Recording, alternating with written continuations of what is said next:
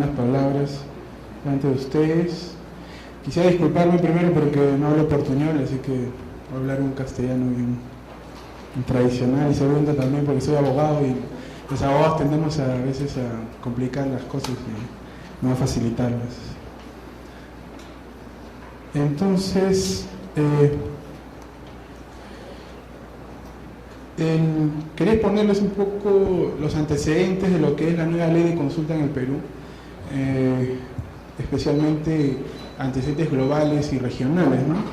Hoy por hoy vivimos en América Latina, especialmente Sudamérica, un boom de las inversiones. Todos nuestros países, la mayoría de ellos, tienen entre el 6 o el 5% del PBI, un grado de crecimiento inusual, mientras que a nivel global hay una serie de crisis energéticas, financieras, climáticas. Nuestros países gozan de cierta salud económica, ¿no? Y esto, en el caso peruano, estamos hablando de minería, de hidrocarburos. Ahora hay proyectos, usinas hidroeléctricas que se quieren construir en la Amazonía peruana, y ha reabierto el debate de las implicancias ambientales y sociales con respecto a las inversiones, ¿no? Entonces, esto genera oportunidades de discutir reglas del juego, ¿no? Reglas del juego que en el caso de nuestro país, en el caso peruano, no se discuten en la década 90 desde el consenso de Washington, que implementó una serie de medidas neoliberales, ¿no? Entonces, la primera idea que quería traerles acá era, primero, hay una serie de inversiones y hay una serie de crisis globales que permiten discutir las reglas de juego de las inversiones, ¿no? Y uno de los elementos, además de la financiera, climática o energética, que no quisiera detenerme ahí, es que se están estableciendo o se están discutiendo o reabriendo la discusión de viejos principios, ¿no? Si el modelo de desarrollo es sostenible y si el modelo de desarrollo es equitativo. Entonces, si revisamos la literatura y las discusiones globales, vamos a encontrar que se está insertando en nuestros países la discusión de lo que es la gobernanza en función a la planificación, a la transparencia, a la rendición de cuentas y evidentemente a la participación y consulta previa de los pueblos indígenas, ¿no? Tanto así que la Corporación Financiera Internacional, o sea, uno de los brazos del Banco Mundial, el que le presta pues, a los actores privados para proyectos de inversión de distinto índole a nivel global, ha incluido dentro de su proceso de reformas como un estándar la consulta previa y libre informada, ¿no? Entonces, esto plantea una serie de oportunidades y discusiones al respecto, ¿no? No hablemos de lo que puede pretender hacer el BNDES en la región, no solamente en Brasil, sino en la región, ahora discutiendo una guía de posiblemente transparencia de sus operaciones, ¿no? Entonces hay una serie de oportunidades y evidentemente de retos que asumir, ¿no?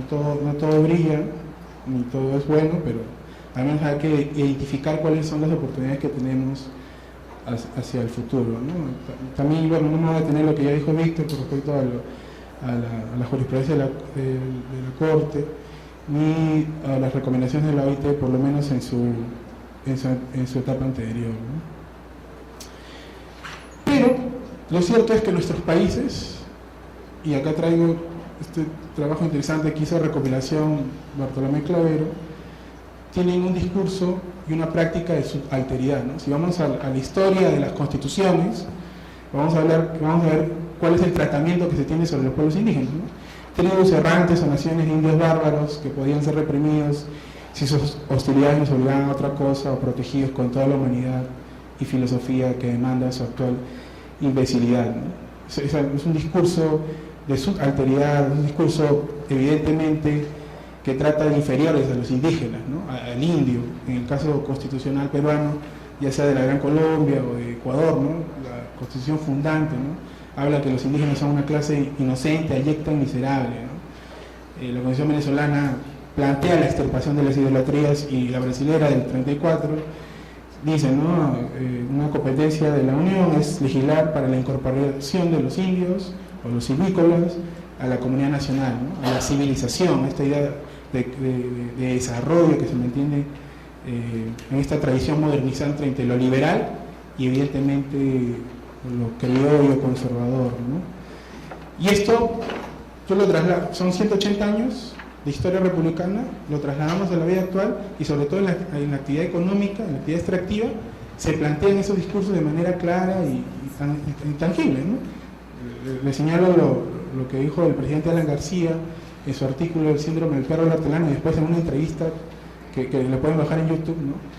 Refiriéndose a la movilización que hubo del conflicto de Bagua, que impedía una serie de normas que permitían el debilitamiento de la propiedad comunal, ¿no? Es decir, el debilitamiento de la propiedad indígena. Él decía, esas personas, por los pueblos indígenas, no son ciudadanos de primera clase. ¿Qué pueden decir 400.000 nativos a 28 millones de peruanos? Ustedes no tienen derecho a venir por aquí de ninguna manera, ¿no? Ese es un error gravísimo. Quien piense de esa manera quiere llevarnos a la irracionalidad y al retroceso primitivo. Entonces se conjuga la idea del desarrollo, ¿no? Esta visión de desarrollo económico, de progresismo, ¿no? Y esto no creo que los países progresistas o los gobiernos progresistas actuales escuchemos a él un poco y no vamos a encontrar muchas diferencias entre izquierda y derecha, ¿no? Pero es esta tensión entre el desarrollo y evidentemente el respeto por los derechos de los pueblos indígenas, ¿no? Y evidentemente hay un grado de intolerancia, de racismo, ¿no? Una visión monocultural de lo que es el desarrollo, etcétera, ¿no? Esto se ve claramente en el tema económico, ¿no? Si vamos 150 años atrás o en mitad del siglo XIX, un colombiano liberal, Pedro Fermín de Garlas, hablaba cuál era la finalidad o cuál tenía que ser la finalidad del Estado, ¿no? La incorporación del indígena hasta desaparecerlo para iniciar el proceso de desarrollo de nuestros países, ¿no? Entonces esto se mantiene en el discurso actual, en el discurso político y evidentemente en las prácticas de poder, en otras palabras, en las prácticas del Estado, ¿no? Si quieren leer más, bueno, vean Síndrome del perro hortelano, busquen en YouTube y van a encontrar todas estas ideas resumidas en un decálogo político del anterior gobierno peruano, ¿no? Y esto evidentemente conllevó una serie de conflictos por el debilitamiento legal y la protección de las tierras indígenas, que al final evidentemente trajo una serie de muertos y de represión, ¿no? Entonces, después de este conflicto en el año 2009, se planteó una serie de oportunidades. Como bien dice Víctor, la consulta es un medio, no es un fin en sí mismo. Sin embargo, entre el diálogo que se estableció por presión internacional, por la clara violación de derechos humanos, el gobierno peruano vio la oportunidad, evidentemente, de considerar la reglamentación o la legislación de la consulta como un medio para solucionar el impasse en el proceso de desarrollo, ¿no? Entonces, los indígenas, y algo que concuerdo con Víctor, es que, sobre todo las organizaciones indígenas en mi país, sí han planteado la discusión del modelo de desarrollo, ¿no? Acá hay dos discusiones con respecto a si estamos de acuerdo con el modelo y cómo se desarrolla este modelo, ¿no? En todo caso, el tema de la consulta está más ligado al cómo se desarrolla este proceso, ¿no? Entonces, los temas puntuales con respecto a la consulta previa y que se discuten en el Perú, sobre todo, en función a una clara contraposición del sector privado peruano, es primero a quiénes se les consulta, quién los consulta y qué se les va a consultar, ¿no? Entonces, rápidamente podemos ir al artículo 1 del convenio 69, la nueva ley peruana establece este mismo criterio y en el caso peruano la legislación nacional ya nos dice quiénes son los consultados, ¿no? O quiénes son los derechos, los sujetos a ser consultados. Son evidentemente los pueblos indígenas. En la legislación nacional se entienden tres tipos de grupos. Los pueblos indígenas organizados como comunidades nativas que se encuentran en la Amazonía peruana, los pueblos indígenas organizados como comunidades campesinas que se encuentran en los Andes peruanos y los pueblos indígenas en aislamiento y en contacto inicial, que por su situación de aislamiento y de isolados no deberían ser consultados, ¿no? Hasta que ellos entren en contacto. Sin embargo, el sector privado se ha puesto especialmente a considerar las comunidades campesinas, porque las comunidades campesinas, sobre todo la actividad minera en Perú, es la que rinde muchos frutos económicos o beneficios, y evidentemente muchas de las comunidades campesinas se encuentran en tierras donde hay actividad minera. Entonces eso equivaldría a un procedimiento administrativo y equivaldría a un gasto o una inversión económica para obtener rápidamente beneficio económico de la actividad minera. Entonces, esa es una primera discusión. Otra discusión es que el sector privado estuvo muy interesado en realizar ellos mismos los procesos de consulta, ¿no? Y acá se hizo hincapié en la legislación, esta nueva ley de consulta establece claramente que es una obligación estatal. También es una crítica muy clara que no existe esa capacidad estatal para llevar procesos de consulta, ¿no? La institucionalidad, como vamos a ver más adelante, no existe como tal, se está creando, y evidentemente el Perú no tiene una experiencia con respecto a estos procedimientos, excepto en áreas naturales protegidas. Para la categorización de áreas naturales protegidas había un trabajo interesante, pero en general, digamos, si no hay un interés, si no hay una visión de incorporación de los pueblos indígenas del Estado, menos va a haber un procedimiento que sea, como lo ha hecho Víctor, efectivo o coherente, ¿no? Sin embargo, algo que se logró con la ley de manera parcial y algo que debemos tener en cuenta para la implementación de la consulta y para lo que mencionaba Víctor con respecto a la incorporación en la toma de decisiones de los pueblos indígenas, no solamente quedarnos en el detalle de las medidas legislativas o administrativas, sino la incorporación del proceso de consulta en los procesos de planificación del Estado.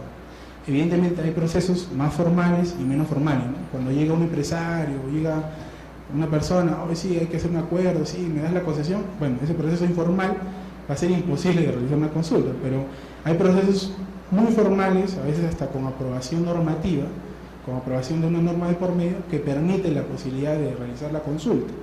Entonces estamos hablando de dos niveles, ¿no? A nivel de políticas, que es un proceso sistémico, ¿no? Que tiene que ser un proceso donde se incorpore el procedimiento administrativo de consulta a toda una serie de políticas, planes y programas que vengan a desarrollarse, donde se tome la decisión, donde se explique un modelo de desarrollo integrador, donde se integre la visión de los pueblos indígenas a ese modelo, y donde hay un balance de beneficios y costos generales o integrales, ¿no? Y el segundo nivel es un nivel de proyecto, ¿no? Que tiene que ver más en lo local y que está relacionado evidentemente a cómo los proyectos económicos impactan en los derechos de estos pueblos, si generan beneficios o finalmente si tienen una visión contraria a ello. En el caso del Perú, el tema pasa sobre todo por el grado de conflictividad que se ha producido de estos tipos de inversiones, sobre todo en hidrocarburos, minería y ahora hidroeléctricas, especialmente de empresas brasileñas como OAS, Furnas, Camargo Correa, Sandrado Gutiérrez, Electrobras, en el caso de Inambari, Paquixapán, etc. Y con mayor razón este tema se ha puesto en relevancia, ¿no? Entonces, pero estos procesos de planificación no son procesos pues, etéreos, abstractos, ¿no? Existen ya procesos de planificación en nuestros países que deben incorporar estos procedimientos, ¿no? Estamos hablando del ordenamiento territorial con todas sus críticas, con todas sus debilidades, la evaluación ambiental estratégica para planes y programas, por ejemplo, hidroeléctricas, minería, hidrocarburos, y evidentemente una necesidad de fortalecer a los actores estatales que llevan a cabo en los tres niveles de gobiernos, local, estatual o regional y nacional. Entonces, otro tema que resaltó en la discusión de la ley de consulta que fue aprobada, promulgada hace un mes en el Perú, tenía que ver cuándo se realizaba la consulta. Y lo que quedaba claro, y lo que queda claro es que la consulta se realiza por lo menos en el caso de nivel de proyectos antes del otorgamiento del derecho, ¿no? En lo que Víctor decía, en la idea, y la idea donde se plasma desde lo formal en los procesos de planificación, ¿no? Y en el caso de proyectos, cuando la autoridad sectorial, en este caso puede ser la Agencia Nacional de Hidrocarburos, de hidroeléctricas, de energía o de minería, está comenzando a diseñar el lote, está comenzando a identificar la potencialidad de un área para alguna actividad económica, ¿no? Bueno, me estoy refiriendo sobre todo a extractivos porque es, digamos, el área mucho más que hemos trabajado y el área que nos grafica más la situación, pero podríamos hablar de salud, de educación, etc., ¿no? Entonces, ¿cuáles son los pilares fundamentales, los elementos jurídicos necesarios para el desarrollo de este procedimiento administrativo que es la consulta previa? Primero tenemos que necesitamos una normativa aclaratoria. En el Perú abundan las normas, entonces, como les decía, eso complejiza más que facilitan el desarrollo de un procedimiento como tal. Segundo, necesitamos procedimientos flexibles. ¿Eso qué cosa quiere decir? Que se adecúen a los procesos de las comunidades nativas, campesinas y los pueblos indígenas. Lastimosamente, cuando se juridiza o se legaliza este procedimiento, se van a establecer plazos preclusivos, es decir, en 2 meses se tiene que realizar la consulta, y no se está cumpliendo con lo que ha dicho el Tribunal Constitucional Peruano, la propia Corte, de que los procedimientos de consulta tienen que ser adecuados a la forma de gobierno, a la forma de toma de decisiones, a la forma de organizarse de cada pueblo. Eso sí, evidentemente complica más aún la gobernanza, imaginemos del sector extractivo, hidrocarburos, minería hidroeléctrica, pero bueno, ese es el justo paso de la legitimidad de incorporar a estos pueblos indígenas, a estas comunidades, en la toma de decisiones del Estado después de 180 años de república, en el caso peruano, y en el caso de Latinoamérica de igual manera. Y evidentemente tiene que haber una institucionalidad que lleve a cabo este procedimiento, ¿no? En el caso peruano, rápidamente, hay un silencio constitucional, o sea, en el caso peruano no se ha reconocido, no hay un catálogo de derechos de pueblos indígenas como existe en Bolivia y Ecuador.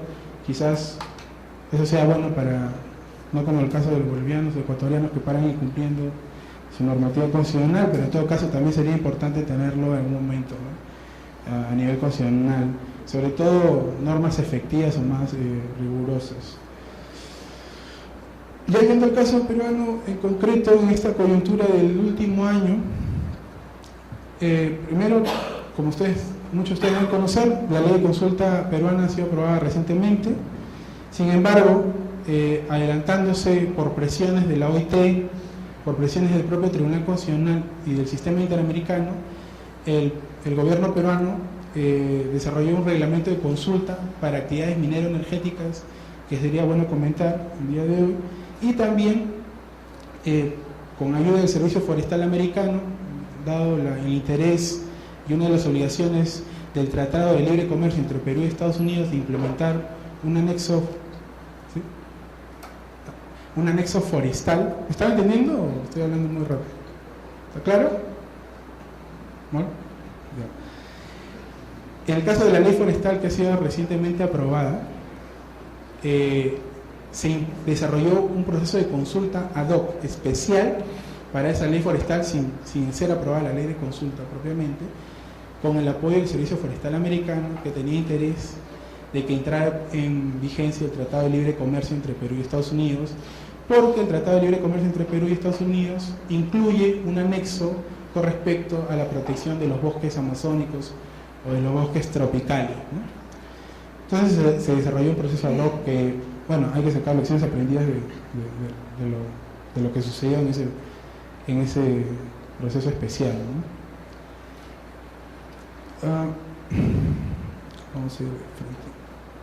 Vamos de frente a la ley de consulta, ¿qué es lo que dice, no? Primero, aquí en esa consulta, como ya les dije, habla de comunidades campesinas y nativas, ¿no? Se mencionan los criterios del artículo 1 de la Convención, del Convenio 169.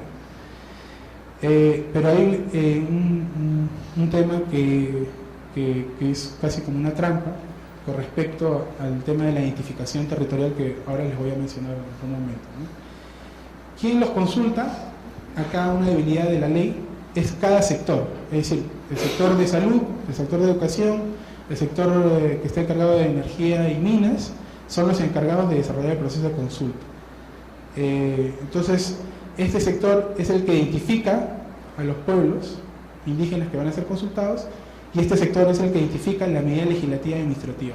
El tema ha sido muy criticado porque se pensaba que la mejor institución que debería desarrollar este proceso, una institución imparcial, tendría que ser una institución que se encargue de desarrollar las políticas a favor de los pueblos indígenas, y no deberían ser los sectores, ¿no? Un tema, como les mencionaba, importante era que se había incluido también la consulta para planes, programas y proyectos de desarrollo nacional y regional. Lastimosamente, el tema de políticas no fue incluido. ¿Cómo se les consulta? En otro momento les voy a explicar cuáles son los principios orientadores. Esta ley no establece de manera clara un procedimiento. Entonces, Actualmente hay todo un proceso de diálogo, discurso político, de diálogo con las autoridades y con el sector privado para definir el procedimiento que sea más preciso y claro para llevar a cabo la consulta. Y se señala que el acuerdo entre los pueblos indígenas es un acto administrativo y de carácter obligatorio para ambas partes. Cuando no hay acuerdo, el Estado toma la decisión de la medida legislativa administrativa teniendo en cuenta o tomando en cuenta la afectación de los posibles derechos de estos pueblos en el proceso de llevar a cabo esa medida legislativa administrativa, ¿no? Entonces, el procedimiento de consulta es una serie de etapas que se establecen en esta ley: la identificación de la medida legislativa administrativa, la identificación de los pueblos indígenas, la publicidad de la medida legislativa administrativa, apropiada culturalmente, todavía no se define qué es lo apropiado, la información sobre la medida legislativa administrativa, los motivos, implicancias, impactos y consecuencias, una evaluación interna de las instituciones representativas de las organizaciones indígenas sobre estas medidas en un plazo razonable, un proceso de diálogo entre el Estado y estos pueblos y la decisión, ¿no? Como le digo, esto fue muy general. Después está el reglamento de consulta para minería y energía, que es un reglamento interesante en el sentido de que se desarrolla todo un procedimiento administrativo para llevar a cabo la consulta. Las mayores críticas con respecto a este reglamento es que es un reglamento no es flexible, establece periodos preclusivos, en otras palabras, periodos de 2 a 4 meses a desarrollar los procesos de consulta, y evidentemente el proceso queda en el sector, ¿no? El sector minero energético es el que desarrolla este procedimiento, ¿no? Y evidentemente la discrecionalidad de la autoridad es un elemento que juega en contra para desarrollar una consulta de buena fe, ¿no?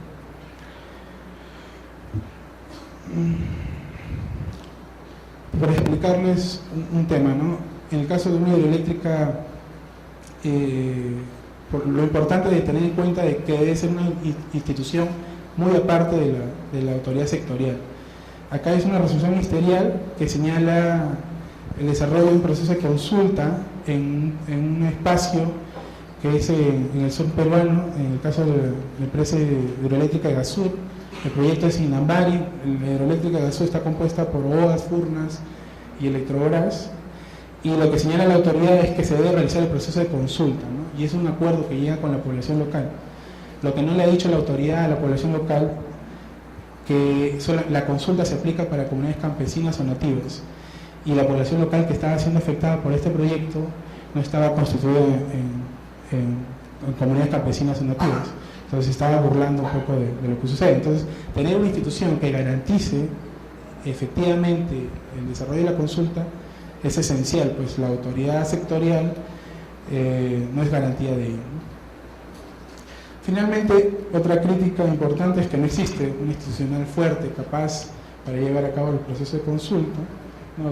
Actualmente se está discutiendo mucho cuáles deben ser las capacidades y las facultades legales para llevar a cabo estos procesos de consulta, ¿no? Me voy a detener un poco en estos temas. La idea general es crear una institución especial para desarrollar estos procesos de consulta, ¿no? En el caso peruano nosotros llamamos organismos técnicos especializados. En el caso, me imagino que, como el caso de la FUNAI, que está escrita en el Ministerio de Justicia, no me equivoco, podría ser una situación similar, ¿no? Finalmente, ¿cuáles son las últimas discusiones sobre la consulta? Bueno, ya les he mencionado el tema de delegar el cumplimiento al sector privado. El sector privado todavía insiste, los gremios empresariales insisten en que ellos pueden llevar a cabo el desarrollo de estos procedimientos. Como mencionó Víctor, también se quiere confundir la participación en materia ambiental o la participación ciudadana con el derecho a la consulta de los pueblos indígenas, que tienen finalidades distintas, que son procedimientos distintos, que tienen lógicas distintas, ¿no? Hay cierto sector de la sociedad civil que quiere ampliar el derecho a la consulta como un derecho de consulta ciudadano en general. Esto traería una banalización o una trivialización de la consulta, porque eso sí produciría un mayor problema de gobernanza entre el sector privado, la sociedad civil y el Estado. Y evidentemente todavía se está definiendo lo que implican los costos de inversión de llevar a cabo procedimientos administrativos previos al otorgamiento de un derecho, ¿no?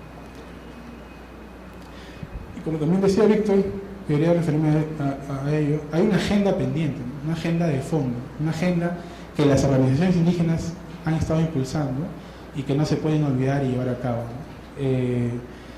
El procedimiento de la consulta o el derecho a la consulta es un derecho procedimental, no es un derecho sustancial, es un derecho afectivo, y lo importante, según la agenda de las propias organizaciones indígenas, es la seguridad jurídica de las tierras, es la construcción del concepto de territorio indígena que no existe en el caso peruano, es evidentemente la protección de los pueblos indígenas en el ambiente, ¿no? Y como decía un pensador peruano, el problema del indio sigue siendo el problema de la tierra, y ahora el problema, según lo que vemos con respecto a la gestión de los recursos naturales, es por el control de los recursos naturales de distinto tipo, no solamente no renovables, sino también los renovables, ¿no? Estamos hablando de agua, de bosque, de minería, de hidrocarburos, ¿no?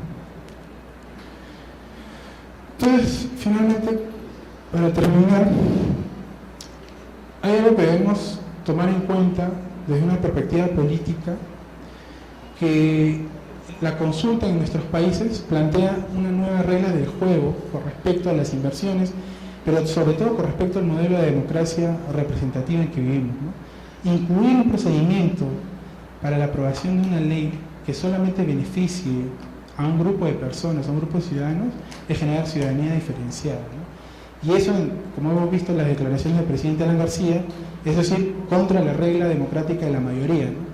Algo inaceptable en nuestros países liberales, ¿no? Pero lo cierto es que es un paso dable y necesario para buscar la gobernanza y la legitimidad de las decisiones de Estado, ¿no? Segundo, una recomendación que se daría para cualquier movimiento ciudadano, social o indígena que quiere llevar a cabo estos procesos. En nuestros países existe una gran debilidad de los movimientos indígenas que se encuentran en distintas etapas, pero lo más importante es tener coherencia en su propuesta, ¿no? Tener una propuesta unificada y clara con respecto a lo que ellos quieren y entender que el camino legal es un medio más entre los medios que sirven para obtener el reconocimiento de los derechos de los pueblos indígenas, ¿no? Una preocupación, en América Latina hay bastantes gobiernos progresistas, ¿no? Y creo que muchos de nosotros recibimos los beneficios de esos gobiernos progresistas, ¿no? Son más distributivos, ¿no? Hay mayor renta, tenemos mayores bonos, y sobre todo en el mundo urbano gozamos de ellos, pero en el mundo no urbano, en el mundo sobre todo más alejado de lo que llamamos civilización o ciudades, pues se encuentran los impactos directos de este tipo de modelo, que es un modelo extractivo, como dice Eduardo Budenas, no extractivista, que poco le importa los estándares ambientales y sociales, y donde hay una gran tendencia a reducir la autonomía indígena, debilitando el movimiento o desconociendo sus derechos, ¿no? Pensemos no solamente en Brasil, sino también en toda la zona andina. Esto viene ocurriendo de manera casi común, ¿no? Y finalmente también pensar en cuáles son los actores a los cuales podemos llegar para cambiar y desarrollar estas nuevas reglas del juego, ¿no? El BNDES hoy por hoy creo que su cartera el año pasado ha sido de $100.000 millones. Sumados el Banco Interamericano y el Banco Mundial, a nivel global han llegado a $40.000 millones de inversiones. O sea, de su portafolio de inversiones llegan a $40.000 millones. Y creo que el BNDES ha llegado a $100.000 millones el año pasado. ¿Qué accountability, qué rendición de cuentas, sobre todo les pregunto a nuestros amigos brasileños, hacen de esa institución, que es la que genera los conflictos sociales y ambientales y la que podría oportunamente generar algunos cambios normativos y legislativos, o al menos de prácticas en nuestros países, ¿no? Entonces es un reto no solamente ya para ustedes, sino ya para nosotros, sobre todo porque esa presencia es una presencia no solamente de Brasil, sino regional. Bueno, muchas gracias.